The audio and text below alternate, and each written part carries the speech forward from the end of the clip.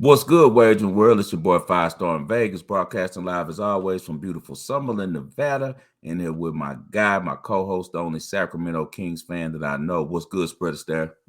Man, what an exciting night of basketball last night. And unlike the guys on TNT, I thought it was great to see Minnesota celebrate at the end of the game, right? I mean, I don't Why know did why you these bring guys are, that up? Why did you have to because bring that I up? had to start with that because I don't understand why they don't promote their own product. These guys go on TV and they basically tell you only watch the finals. And then they wonder why they lose in the ratings to professional wrestling during the regular season. It's because I, the guys I crap on the product we the whole agree with time. a lot of stuff, but I thought that was one of the finer moments in TV where they played "We Are the Champion" and showed Pat Bev standing on the table. the precedent, the precedent for standing on the table spread has already been set. And it began with Michael Jordan. It Yeah. continued with Kobe and Dwayne Wade. All three times of this precedent being set of standing on the scores table was after securing the world championship, not the eighth seed in the playoffs. But you So have to remember, if you're a franchise like the Minnesota Timberwolves or the Sacramento Kings, that's like the best we can hope for. Like that is our championship. Like we would do no, the same thing in Sacramento if that happened. no, There'd be a parade if that was the Sacramento Kings right now, there'd be a parade on J Street right now. And we'd all no I way. wouldn't even be on the show. I'd be No coming to you way. live from a Come cell on, phone. man. You're doing your franchise wrong, man. Now you know good and well back in the game when Mike Bibby was there, my guy Bibby and Harold Bibby and those guys. That's his brother and his dad Yeah. and all of. But when Bibby was there, he wasn't trying to hear all of that, man. They were But trying that's to when win we a had good championship. ownership. We We got the guy we got right now. He couldn't lead a 12-year-old women's basketball team, let alone right, an right, NBA franchise. I mean, right. so So our we're gonna put standards it are on lowered. him. But hey, I'm gonna have to tell you, like Mike Tomlin said, the standard is the standard. It's Yeah. we're not allowing. Great job by world champion Shaq. Great job by former MVP Charles Barkley. Great job by my man Kenny Smith, back-to-back champion in Houston and Houston local Hall of Fame, Rockets Hall of Famer, of pointing out how clownish Pat Bev and Pat Bev, a good dude. I met him a couple times in Houston before. A real good dude, man. I actually pulled up to the spot before because we had a common friend and we popped up over his house a couple times, man. And Bev is a really good. I'm talking about a real good human, bro. He's a good dude. The couple times that we've met and I've talked to him, very humble cat, very thoughtful. He a good dude, but the emotions took him over last night, and I know it was really for him. It probably was a personal championship because he was very upset. I'm sure getting Yeah. traded. You have to feel like you went from Houston to LA and you're okay. Now they shoot you to Minnesota like to die. So he felt like this was a personal victory. So I understand the emotions coming out, but he took it a little too far jumping on the scores table. Man, I'm sorry, man. He took it a little. Just go celebrate with your team, man. Like come on, man. I'm just saying, if I'm an NBA owner, and I'm not, but if I'm sitting there and I'm like, wait, there's a senile old egomaniac that's got people in their underwear play fighting, and they're beating my product in the Right, ratings, I right, got to do something different. And it right, starts with right, promoting your product.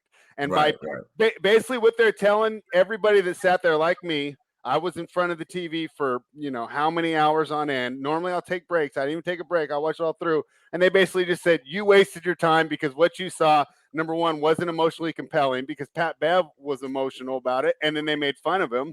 Right. And then they're saying it's really not that big a deal. And then I'm sitting there and I'm going, well, why did I spend 5 hours watching it? Now, obviously, you and I know why, because we made money. But if right. I'm just a normal fan, I'm like, that's a good point. Why did I waste? My wife's mad at me. She's in there on Facebook looking up her old boyfriends because I've been watching NBA for Right. the past 6 hours. Man, Pat Bell, that was not legendary. That's all I'm gonna say, man. Hey man, let's get to yesterday's news, Yeah, man. well, I mean, we're kind of already there, but so let's see to start. I mean, boy, talk about me being frustrated in the first half. Okay, I'll admit I didn't spend the whole time. I actually turned that Nets game off because I didn't think we had it there. And what happened is the Nets don't play good defense, right? I think Mm, that's going to be their biggest weakness when we're handicapping them going forward in the playoffs. Cavaliers had open shots in the first half, to start the game. But if you miss them, You allow these guys to get out in transition, and regardless how good your transition defense is, these guys are going to get loose. Kyrie's seeing the ball go through the net. KD's seeing the ball go through the net, right? Now they've got this lead, and it's just too much to come back from. And I want to credit Darius Garland and his teammates for not giving up, because they could have packed it in. They could have lost by 30 and said it doesn't matter, because it really doesn't matter if you lose for them, if they lost by 5 or if they lost by 30. But they showed heart. They put in a great effort on national television, and they came back. And then by the fourth quarter, almost sometimes when you lay that 9.5, if you're a Nets backer, you don't like that early lead. Yeah, because now your team's just kind of chilling. The Cavaliers are being embarrassed, so they're coming back and they're going to fight. It doesn't really matter to you. Like when they cross from 12 to 8, you and I are like, yes, right. Kyrie didn't care.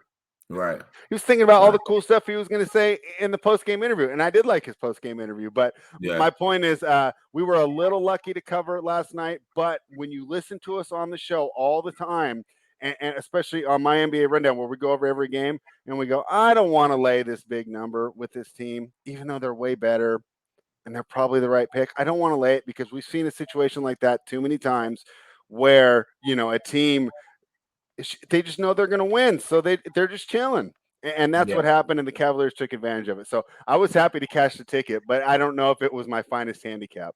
I cashed about 5 tickets from that game. Nets first quarter, because I knew the Nets would come out with their hair on fire. Kyrie Irving didn't miss a basket. It was 12 for 12. It was unbelievable. Ridiculous, man. Ridiculous. That kid is so well. Now, excuse me, that grown man. I'm so used to calling him a kid from back in the game in the Cavs. He's a grown man with gray hair in his afro now. So he's I saw that. I didn't he's feel looking so like bad Uncle about Drew mine. out there for real. So Uncle Drew, man, he's a hell of a player, man. He's one of the best all time we've seen. It's a travesty that he's not the top 75. That's truly politics. But great shooting performance by him. So I had the first quarter, but as me and Noobs talked about, we kind of felt like this game was going to get like that, where you could grab the Cavs with some points throughout. And I ended up getting them at 18 and a half, 17 and a half, second half plus 1.5 when they got it down to 14 right before the half. Because over the years we've watched this season, and I'm also very familiar with the coach Bickerstaff from his time with the Rockets. He's going to push, especially young guys that are listening to him. Oh, he's going to have them. They're going to give it their all. He's a great motivator, and he's a good X and O's coach too. He works well with young players. So all year they've been like that. They're going to fight all the way to the final buzzer, man. They're one of those teams that actually fouls probably a little bit too much at the end of the game when you're trying to, take points and stuff. But the Cavs, I knew they would do the push, and we also hit Darius Garland. I was so ticked off at first, man. He could have hit that over 34 and a half, right? Like third quarter. Right? Well, that's why I said those guys were missing open shots. Dude, he's getting them wide open threes, layups. He gave Kevin Love like 4 layups that he blew, right by the basket. Marcuson's blowing layups, right by, he's setting them up beautifully, but they don't have a finisher with Allen gone. When Allen's there, that would have been a 15 assist game for him. That's how effective he was on penetrating and making the right decision. He's also, as you know, he's a knockdown shooter, dead-eye 3-point shooter, man. And what a fourth quarter by that kid to get us over the 34 and a half, man. Unbelievable fourth quarter. And I think that this was really a coming out party for him. It was him and Kyrie's show. And you saw Kyrie was talking to him a lot during the breaks. And after the game, I think Kyrie's going to take him under his wing because, like myself, seeing that the same way that I see, I think that Kyrie sees a lot of himself in him. He's one of the few players with that unicorn type of game that's so small, but yet still so effective with the handle and getting to the rack, and also dead eye with the ball. Not as strong as Kyrie is, but he might grow into that because he's a kid, man. He's what, 22, maybe 20. 21, 22, 23 up in there somewhere, man. He only played 1 year at Vanderbilt, and shows you how this scouting works. He didn't even make noise at Vanderbilt. I didn't even really recognize him or remember him from the SEC, but he has popped this season, man. Great job by Kobe Altman and those guys understanding the talent that he is. Great job by Coach Bickerstaff and developing it, man. But it was just coming out party because a lot of people don't watch Cleveland play last night, and he was very impressive. And I think he's going to be a perennial all-star. He's here to stay as one of the best point guards in the NBA, man. Yeah, and You got to give credit to Kobe Altman. Great point there, because what happened when they drafted him? A lot of people said, well, you already have a point guard. You have Colin Sexton. But it's like, well, we're not in the playoffs. Right. I don't care what position you are. I'm going to grab the best guy on the board. Now I got 2 All-Stars. And we talked about it a little earlier this morning. But when they originally came in, right, Sexton was there first. Garland's kind of deferring. Sexton sat on the bench this year. Now, if Sexton wants to stay on the team, and I think there's a role for him, because Karis LeVert was bad last night. Yeah. Colin Yeah. Sexton could have played that role, right? Yeah, And they been would the have sent secondary LeVert last off-the-ball guy. night. Because one thing you can guarantee about Colin Sexton, I've watched him from AAU ball through college. Energy. He's going to give you effort. You don't have, now he might sometimes not think, he's kind of, he doesn't think sometimes and has a little bit too many turnovers, but that's where it comes to taking the ball out of his hand. As we spoke about this morning, if they're smart enough to use him kind of in the Tyrese Maxey role that the Sixers have since Harden took over the point guard position for them, where he's just, doing a lot of cuts, using his speed, getting down, getting early breaks and stuff like that, putting pressure on the defense, they're going to be very effective, him and Garland together. And it seems like they got a good relationship, man. He's at every game, cheering and right there part of the whole movement as they're growing. So I do think it's a position. At first, I thought, they might be looking to move him, but I actually think that, especially as you said with the performance last night that they got from the guy that they traded from the Nets, that hey man, you better try. That's one of Altman's few misses. Otherwise, he's done great. Yeah. And I think they gave up a first rounder for that. Are very happy. A lot of Rockets fans were crying when they traded LeVert and Afro. What's the guy's name? I'm sorry, for Cleveland is hurt right now. Allen. Jared Allen. Yeah, when they traded Jared Allen and him, a lot of Rockets fans were a little bit upset about that, man. And I told him, just calm down. We got to go young. You're not going to be. You're not winning the championship with LeVert Allen. So you don't want to be the Kings picking 7th every year. Exactly. Let these guys learn, right? Jalen Green didn't give you a lot of wins this year, but look how much better he is. Now we're locked in. We got a pick coming out that's guaranteed. That's going to be one of the best players in the country. That's going to come join already probably the best young nucleus. So very good job by the Rockets on getting young and not taking LeVert. And hopefully LeVert has a bounce back game. He's a talented dude and he's overcame a lot physically. Let's get to the ball and parlay and talk about that. Oh, one thing. I'm sorry. Before we get to the ball and parlay, D'Angelo Russell does not get enough credit that he deserves as a Minnesota Timberwolves. Yeah, we kind of skipped over that game. Weren't we going to run down? Let's get that game real quick. We're sorry, guys. Let's stop. It's the playoffs. We gotta break down that game and kind of review it a little bit. We had the Clippers as the bonus pick. We forgot, so let's definitely go over that. Very, very, very, very, very strange game. You had the Clippers dominate pretty much the whole first half, but still somehow lose the first half and not cover the spread. You had the Clippers somehow dominate the game, but somehow they don't win the game or cover the spread. And then when it's 5 points, they can't even get the free throw miss to go get a basket and cover it. So my guy Ty Lue, man, they jinxed him. They called him the Bill Belichick of the NBA. As soon as they said that, he could not make an adjustment to when Cat, his whole game plan was locked in on Cat being in their offense and stopping the little actions that they run with him. After he was gone, he did not make an adjustment to becoming the Ant-Man and D'Angelo Russell show. D'Angelo Russell had 9 points in the last minute, 30 seconds, bro, for Minnesota at the end of the half. And that's the reason they had to lead at half and gave them confidence. They were struggling so bad. They couldn't get over the hump. Their fans were feeling like, hey, it's just the same old Timberwolves. His play at the end of that half, to me, was the biggest thing in that game that ended up getting them over the hump at the end, because I really was thinking, I laid in game -4.5 for like 550. That first half, I thought that the Clippers, it seemed like the Clippers had complete control of that first half. And that last spurt that he gave his team, man, really was a difference maker. What do you think about that guy? I know you have some thoughts about Cat. Yeah, first of all, what a disappointing performance for a guy that I think I'm higher on than you are. But you watched last night, and he just doesn't have it up here. Yeah, because he's got all the talent, but he's rushing.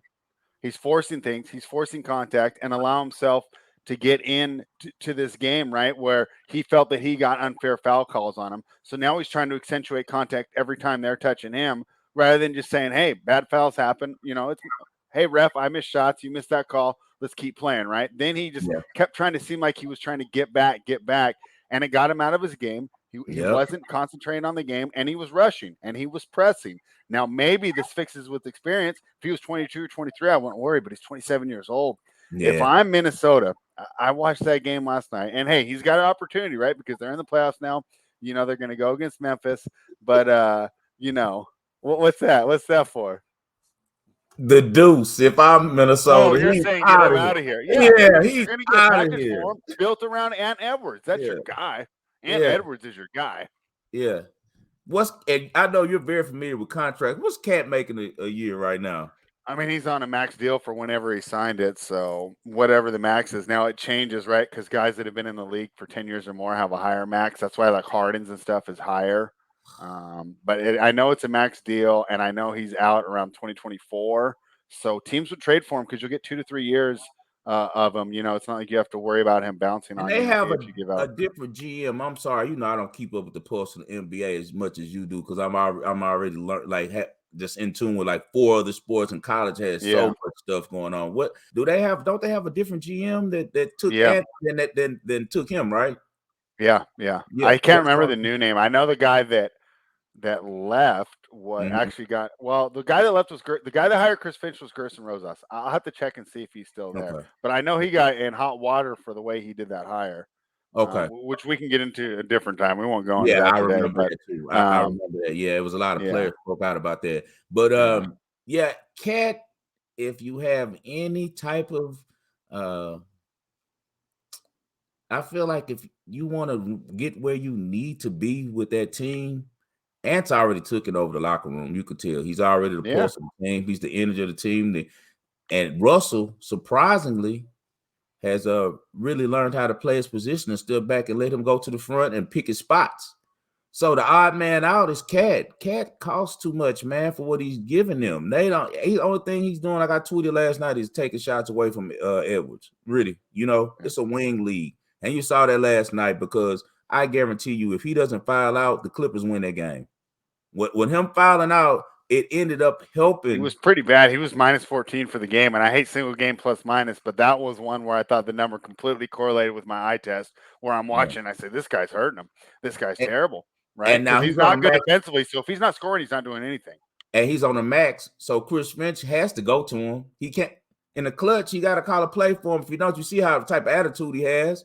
He didn't look too happy that his team was winning without him. You know what I mean? On the sidelines, and as you said, I knew he was out of there the first minute of the second quarter.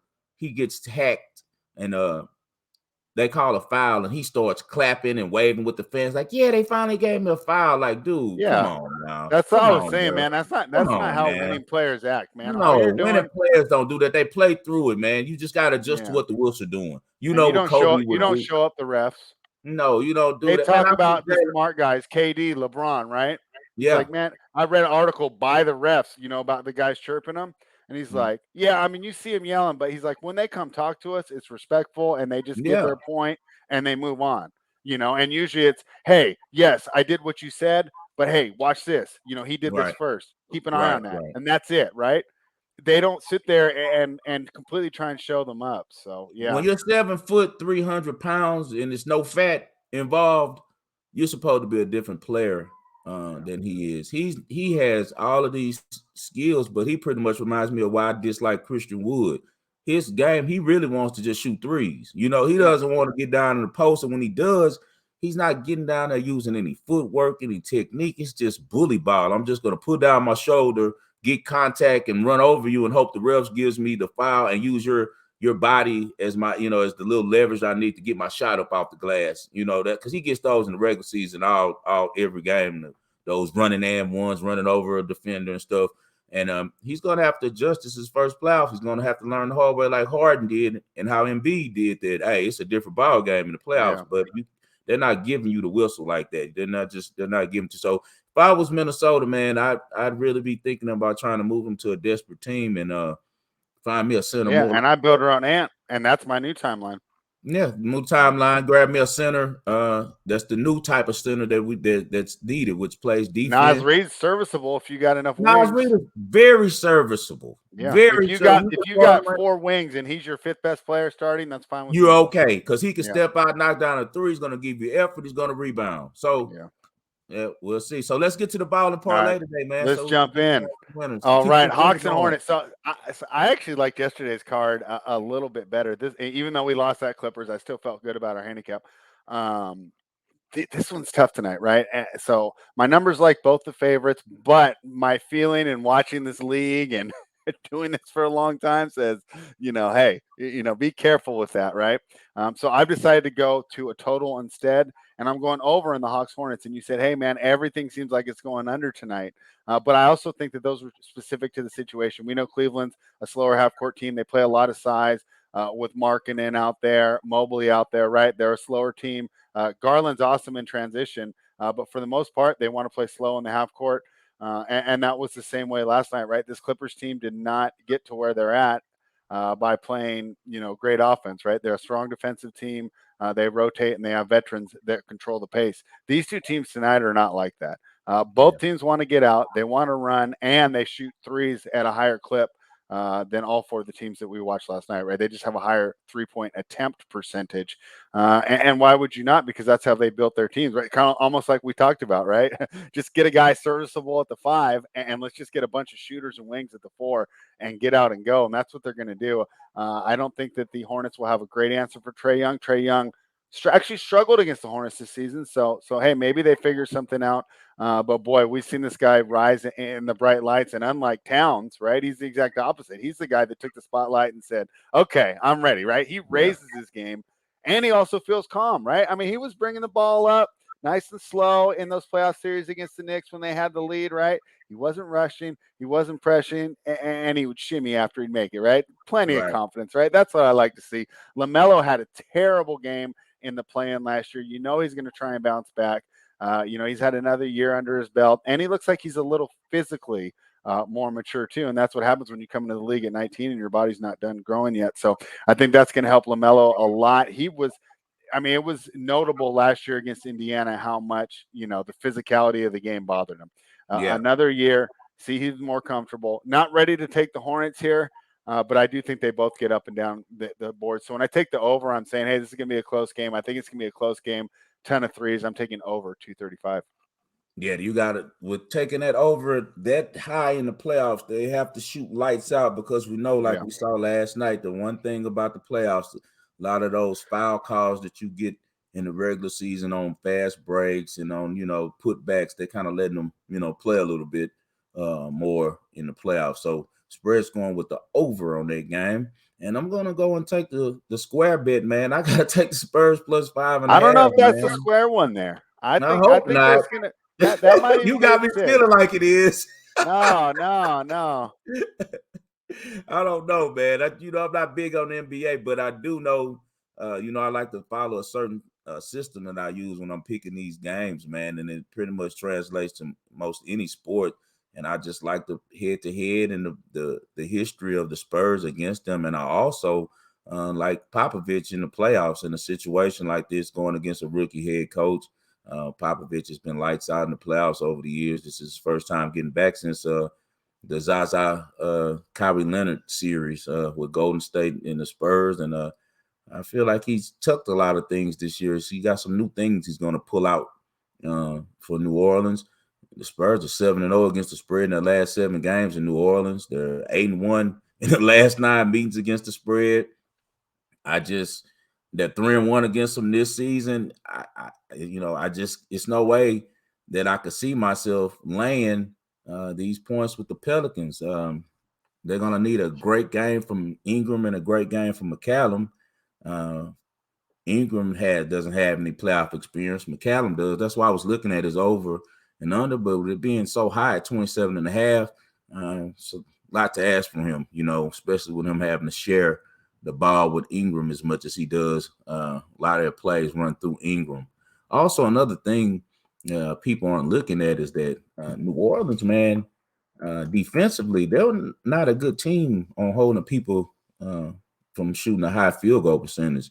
people look at them as a decent defensive team because they're like 13th in points allowed, but their field goal percentage, they're 24th. They allow teams to shoot about 47% from the field, and the Spurs are ranking the top half of the NBA in field goal percentage, and as well as in 3-point percentage. And New Orleans struggles; they're 26th in defending the three.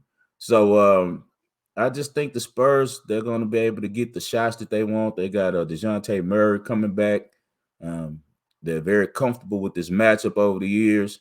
We got Popovich going against a rookie coach. I know New Orleans is going to be at home, and my home state will be buzzing. I just got to take the more established franchise in this one, man. And I'm going with the Spurs plus 5.5. And I'm also going to probably take them plus 200 too, money line. Anything else people spread before we get out of here? I think we're gonna have some more fun tonight, right? And Right. so hopefully, hopefully everybody enjoys it, and hopefully the TNT crew gives it, the gravity, right, that I felt while I was watching that game, right? When I was into the game, right? They made me feel like a fool for getting so into the game. But hey, that's the great thing. That's the great thing about America, and why that broadcast is so popular, is because the same way that you disliked it, people like myself loved it. And they got people talking about it, which I'm talking about bad promotion, but at least it is a form of promotion, right? Yeah, it's something to talk about. They just do it a little bit reverse, but I understand completely what you're saying. If they could have hit you with the BS and been like, "Oh, look at Pat Bev, he's so into it. Well, the NFL would have done that. What I can imagine Joe Buck and Troy Aikman right now. What an emotional win! Of course they would. This is a team and a great moment for the fans. The NBA is a cool league. They don't, I was just thinking, man, if someone on the NFL announcing did that, they would get their walking papers. Oh yeah, if you cut back to CBS and Phil Simms and Terry Bradshaw were bagging on them for enjoying the win. I mean, next week you'd be like, "Where's Terry? How come Terry's not on no more?" But the thing about it is this: they'll be walking away with another Emmy probably again this fall, because that's what I'm saying. It's some people that still appreciate that sarcasm. Man, we appreciate you guys for tuning in. Yesterday we went 2-0 on the regular ones. We gave out a bonus that came up a little short with the Clippers, but as usual, we're on a good winning streak, and we're going to try to continue it. Please follow my guy Spread at Spread Astaire. Follow me at 5-Star in Vegas. Please subscribe to his YouTube channel, which is Spread Astaire. Subscribe to my YouTube channel, which is 5-Star in Vegas Sports Investments. And please, guys, if you're watching this video, please subscribe to SCOON TV. We got a lot of great things that's going to happen with them in the fall. They're going to be doing some exclusive stuff with us. And if you're following us now, it's very important you subscribe to SCOON TV. Thanks, and we'll see you guys soon. Best of luck to you.